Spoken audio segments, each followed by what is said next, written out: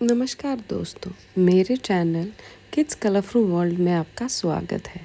आज हम जिराफ में कलर करेंगे और कलर करते समय मैं आपको जिराफ और उसकी लंबी गर्दन की एक मज़ेदार कहानी सुनाऊंगी।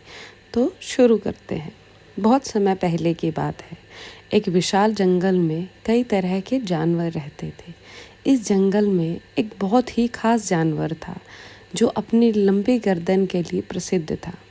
उसका नाम गिरगिट था। गिरगिट की गर्दन इतनी लंबी थी कि वह दूसरों से हमेशा अलग दिखता था। उसकी लंबी गर्दन उसे जंगल का सबसे ऊंचा जानवर बना देती थी।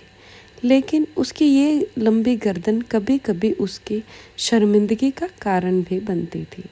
गिरगिट को अपनी लंबी गर्दन का इतना घमंड था, वह हमेशा दूसरों को कहता, देखो देखो मेरी गर्दन कितनी लंबी है, मैं आसानी से पेड़ों के ऊपर की पत्तियां खा सकता हूँ, जबकि तुम लोग नीचे की पत्तियां ही खा पाते हो।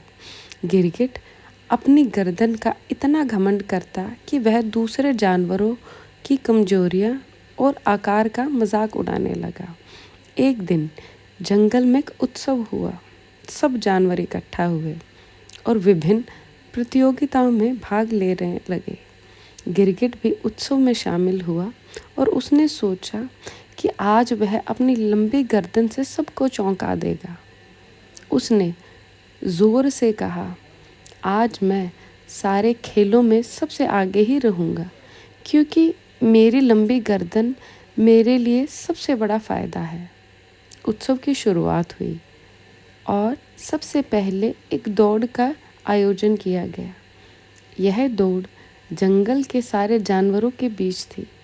गिरगिट ने अपनी लंबी टांगे और गर्दन का घमंड से झुकाकर बोला, देखो देखो मैं यह दौड़ बहुत आसानी से जीत जाऊंगा। उसने दौड़ की शुरुआत की और अपनी लंबी टांगों से तेजी से दौड़ने लगा। लेकिन उसे क्या पता था कि दौड़ सिर्फ लंबी टांगों से ही नहीं, बल्कि सही दिशा और मेहनत से जीती जाती है।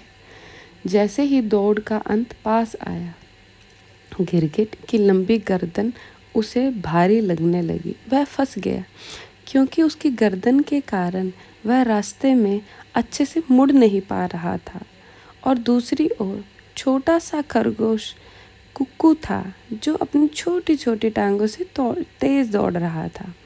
कुक्कू अपनी चालाकी से रास्ते को समझकर दौड़ रहा था और गिरगिट की लंबी गर्दन के कारण वह काफ़ी पीछे रह गया। आखिरकार कुक्कू ने दौड़ जीत ली। गिरगिट को बहुत दुख हुआ। उसे समझ में आ गया सिर्फ उसकी लंबी गर्दन उसके काम नहीं आई। मेहनत, सही दिशा और समझदारी के बिना वह दौड़ नहीं जीत सकता।